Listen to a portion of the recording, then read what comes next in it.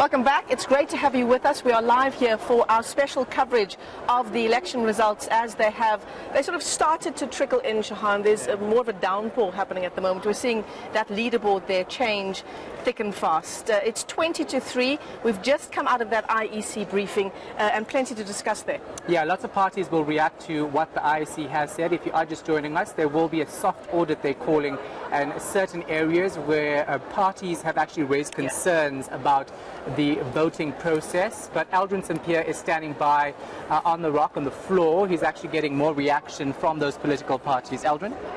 Well, we're trying to get reaction from the different political parties, but just taking into consideration there what the IEC had to say about the number of arrests as well. We are running with 20 people arrested, at least the confirmation that we got from the IEC official in KZN. Yet the number that we got here from the IEC is that only 4 people have been arrested. And I guess this then does start this whole debate around whether indeed it is possible to vote more than once. We know that it is a crime, but the IEC has been emphasizing and arguing that as far as they are concerned, their systems are tight enough to ensure that nobody breached the system and tried to vote more than once. But some of the allegations, as well as the concerns that we got from different political parties, is that people have been able to vote more than once. Some even saying that some people have been able to vote multiple times.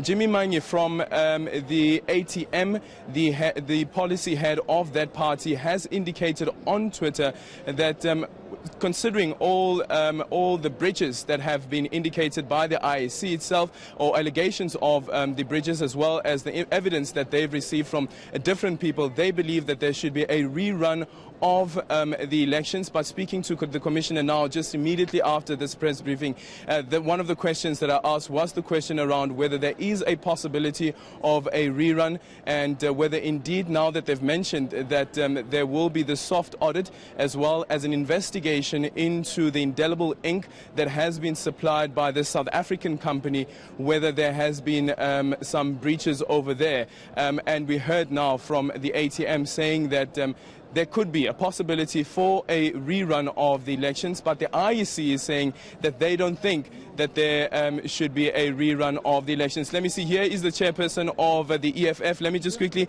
get some reaction from him. Thank you so much for joining us, Advocate Dalimpofu. What's your take on what the Commission had to say right now? There have been these accusations, some people saying that other people have been able to vote more than once. Yes, no, look, that is now conclusively proven that many people were able to vote more than once. When I received reports like this in the Eastern Cape yesterday, I actually asked our guys to go and test the system.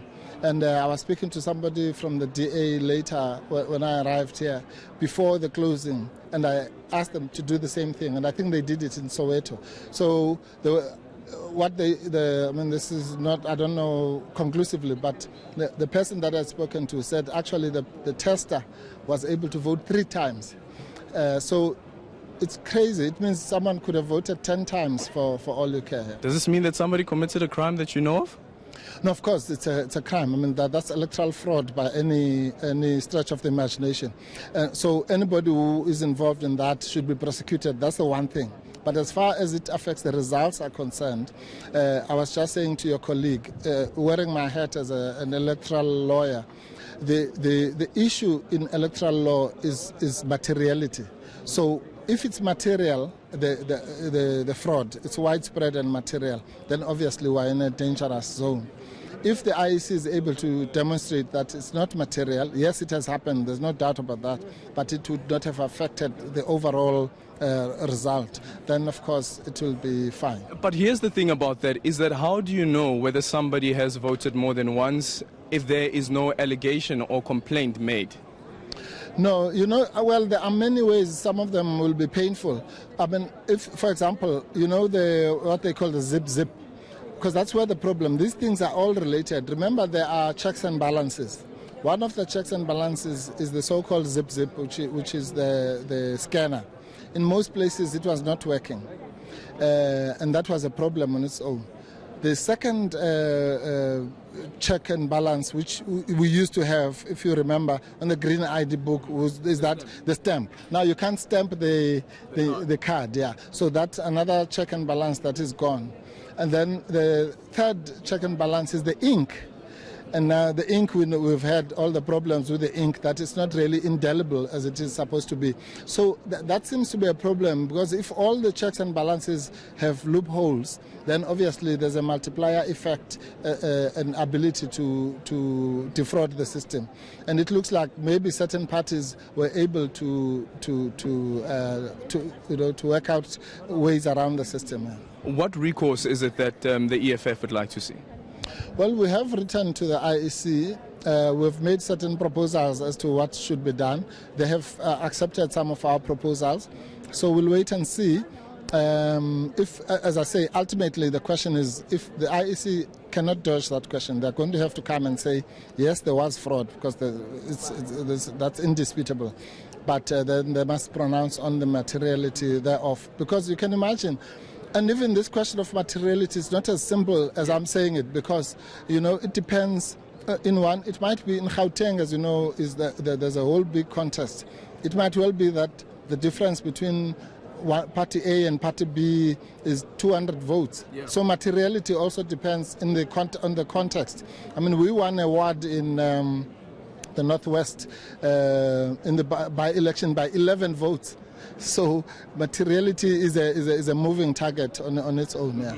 And this is a very important issue. But then, how do you ensure that the entire results that the IEC receives, and even the results that are currently beamed on the screen right now, are results that are not tainted by this possibility of people double voting?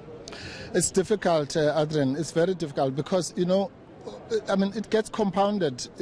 For example, we know that there's a low turnout, so it's going to be one of the ways. For example, if there was a high turnout, one of the ways could be if we suddenly have 30 million voters when we know that we have 26 million registered voters. But that's unlikely to happen because you have a low turnout. So the repeat offenders would still be drowned in the system. So hopefully the IEC has got mechanisms.